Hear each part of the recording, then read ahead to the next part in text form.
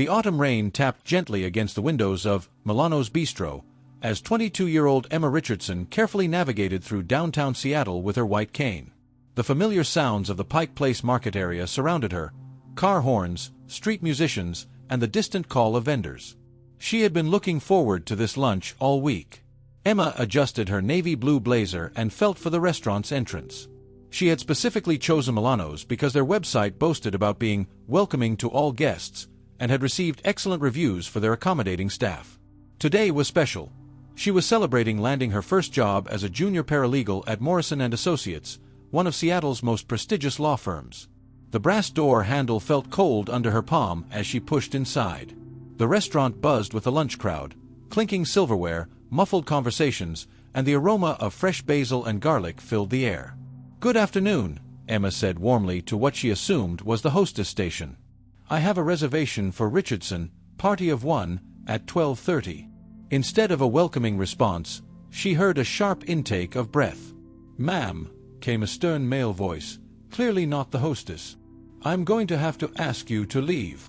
Emma's smile faltered. "I'm sorry, what?" "I have a reservation."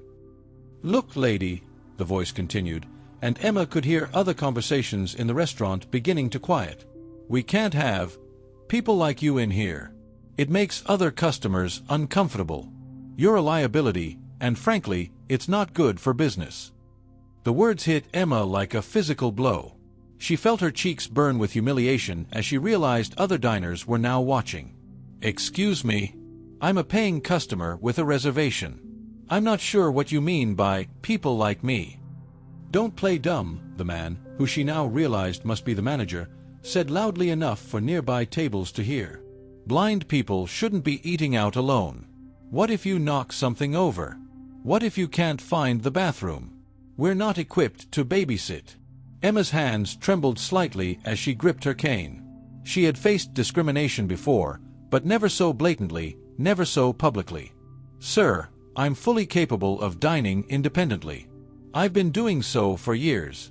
This is actually illegal under the Americans with Disabilities Act." "Don't lecture me about the law in my own restaurant," the manager snapped. "Security." Emma heard heavy footsteps approaching. The entire restaurant had gone silent now, the only sounds being the soft jazz music and the rain outside. She felt completely exposed, vulnerable in a way that had nothing to do with her blindness and everything to do with human cruelty. "This is discrimination," Emma said, her voice stronger now despite her shaking hands. "I'm going to report this." "Yeah, sure you are," the manager scoffed. "Good luck with that. Who's going to believe you? It's your word against mine and my staff's." As the security guard, a surprisingly gentle man who apologized quietly as he guided her toward the door, led her outside, Emma heard a woman at a nearby table whisper to her companion, "That was absolutely horrible. Did you get that on video?" Standing on the sidewalk in the Seattle drizzle, Emma fumbled for her phone with shaking fingers. The rain was soaking through her blazer, but she barely noticed. She speed-dialed the first number in her contacts. "Morrison & Associates, this is Patricia," came the familiar voice of the senior partner's assistant. "Patricia, it's Emma Richardson. Is Mr. Morrison available?" "I need to speak with him immediately." "Emma, congratulations again on joining the team. Is everything all right? You sound upset." Emma took a deep breath, raindrops mixing with tears she didn't realize had started falling. "No, Patricia. Everything is not all right. I need to speak with David Morrison right now. I believe I have a case." David Morrison's corner office on the 34th floor of the Columbia Center offered a panoramic view of Elliott Bay, but Emma couldn't see the gray waters stretching toward the Olympic Mountains. What she could sense was the power in this room, the weight of legal victories displayed on the walls, the confidence in Morrison's voice as he listened to her story. "And you're certain he used those exact words?" Morrison asked, his voice measured and professional. Emma sat across from his massive mahogany desk, her damp blazer now draped over the chair's back. "Every single word is burned into my memory," Emma replied, her voice steadier now that she was in familiar territory, the world of law and justice. "He said blind people shouldn't eat out alone, that I was a liability, and that they weren't equipped to babysit. When I mentioned the ADA, he became even more hostile." Morrison leaned back in his leather chair. At 58, he had built his reputation on civil rights cases, particularly those involving disability discrimination. Emma, I want you to know that what happened to you today was not only illegal but represents a pattern of discrimination that we see far too often in Seattle. You mean this happens regularly? Emma asked, surprised. More than you'd think. Many people with disabilities simply don't report these incidents, or they don't know their rights. But you're different, Emma. You're a paralegal now, you understand the law. And more importantly, you're not going to let this slide. Patricia knocked and entered with a steaming cup of coffee for Emma and a thick manila folder for Morrison. I've pulled everything we have on Milano's Bistro, she announced. And David, you're going to want to see this. Morrison opened the folder and began reading. Emma heard the rustle of papers and the occasional hum of interest. After several minutes, he spoke. Emma, this is bigger than just what happened to you today. We found 3 other complaints filed against Milano's in the past 18 months. One involved a man in a wheelchair being told the restaurant wasn't wheelchair accessible despite having ramps. Another involved a deaf couple being refused service because the staff didn't know sign language, as if that were somehow required. Emma felt a mixture of vindication and sadness. So I'm not the first. No, and unfortunately, you probably won't be the last unless we do something about it. The manager you dealt with today, his name is Frank Castellano. He's been with Milano's for 3 years, and it appears he's been implementing his own version of customer service during that time. Morrison stood and walked to his window. Emma could hear the subtle change in his voice that she'd learned meant he was shifting into what her law school friends called litigation mode. Here's what we're going to do, he continued. We're going to file a federal lawsuit under the Americans with Disabilities Act. But more than that, we're going to seek an injunction requiring Milano's to implement proper ADA training for all staff, post clear non-discrimination policies, and pay damages not just to you, but to establish a fund for other victims of their discrimination. Emma felt a flutter of nervousness mixed with excitement. A federal lawsuit? That sounds significant. It is significant, Emma. This isn't just about getting you an apology or a free meal. This is about ensuring that no one else has to experience what you went through today. This is about making a statement that Seattle, that America, doesn't tolerate this kind of discrimination. Patricia returned with a younger man Emma didn't recognize. David, this is Jason Chen from our investigation team. He has some interesting information about Milano's. Jason's voice was crisp and professional. Mr. Morrison, I spoke with the woman who was sitting at table 12 during the incident. Her name is Sarah Williams, and she recorded the entire encounter on her phone. She's willing to testify, and the video is, well, it's damning. Emma felt a surge of gratitude toward this stranger. She recorded it. Not just recorded it, Jason continued.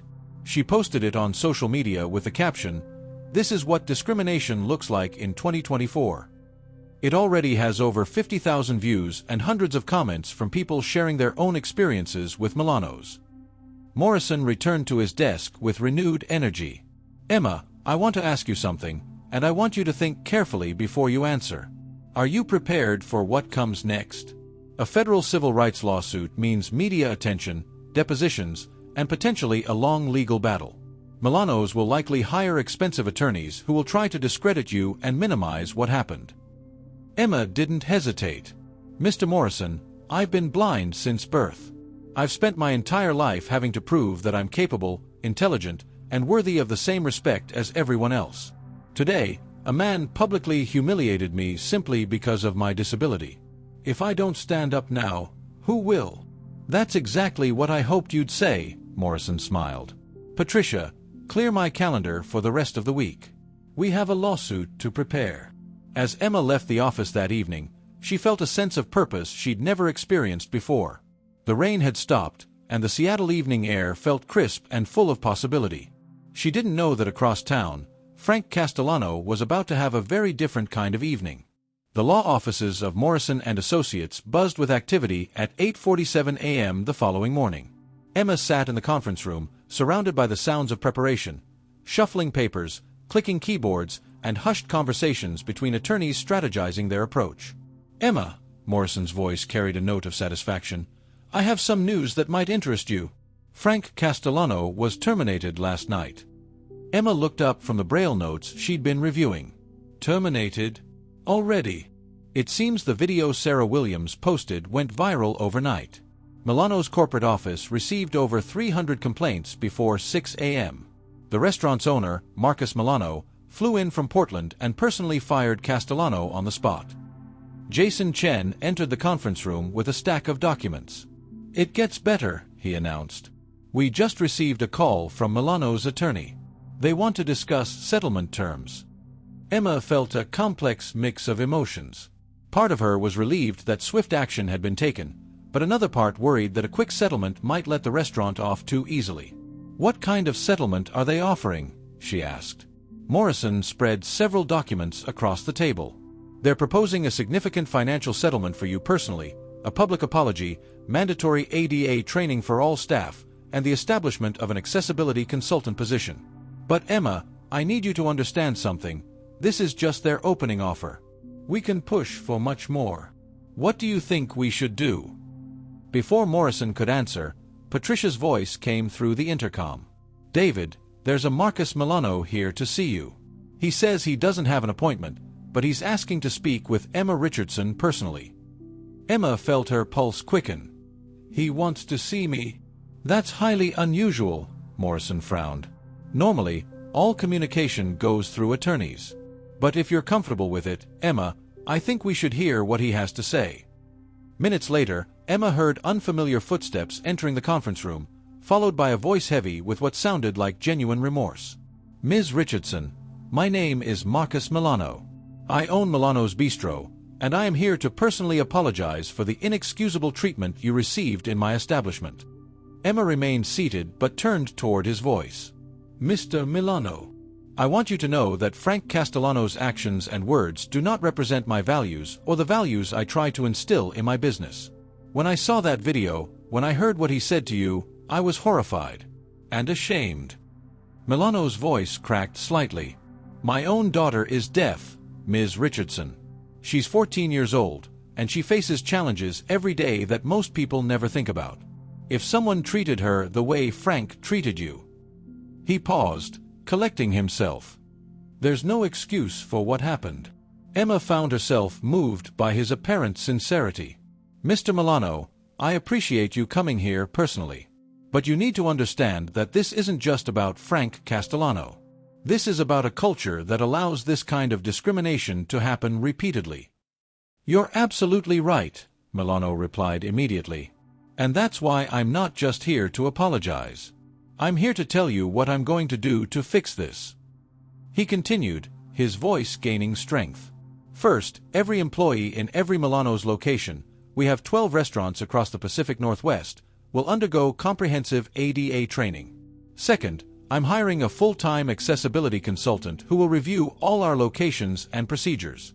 Third, I'm establishing a scholarship fund for students with disabilities pursuing careers in hospitality and law." Morrison leaned forward.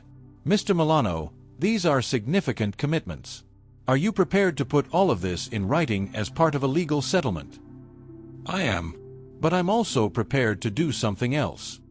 Milano turned back toward Emma. "Ms. Richardson, I'd like to offer you a position as our Director of Accessibility and Inclusion. You'd work directly with me to ensure that all Milano's locations are not just compliant with the ADA, but truly welcoming to all guests." Emma was stunned into silence. This was not at all what she had expected. Morrison spoke carefully. "That's a generous offer, Mr. Milano, but Emma has just started her career as a paralegal." "And she can continue that career," Milano replied. "This would be a consulting position she could handle alongside her legal work. Ms. Richardson, you have something my company desperately needs: lived experience with disability, legal knowledge of accessibility requirements, and clearly, the courage to speak up when things are wrong." Emma felt the weight of the decision before her. She could take a settlement, walk away, and continue with her legal career. Or she could take a more active role in creating change. "Mr. Milano," she said finally, "if I were to consider this position, I would need guarantees. Legal guarantees that the changes you're promising will actually happen. And I would need the authority to make real changes, not just window dressing. Agreed, Milano said without hesitation. Morrison smiled. Emma, I think Mr. Milano is offering you something rare, the chance to be part of the solution rather than just winning a court case. 6 months later, Emma stood in the completely renovated Milano's Bistro in downtown Seattle. The restaurant buzzed with the sounds of a successful dinner service, but now those sounds included something different. The quiet conversations of diverse diners, including several people with various disabilities who felt genuinely welcome. Sarah Williams, the woman who had recorded that fateful encounter, was dining at table 12 again, this time as Emma's guest. I have to say, Sarah remarked, this place feels completely different now.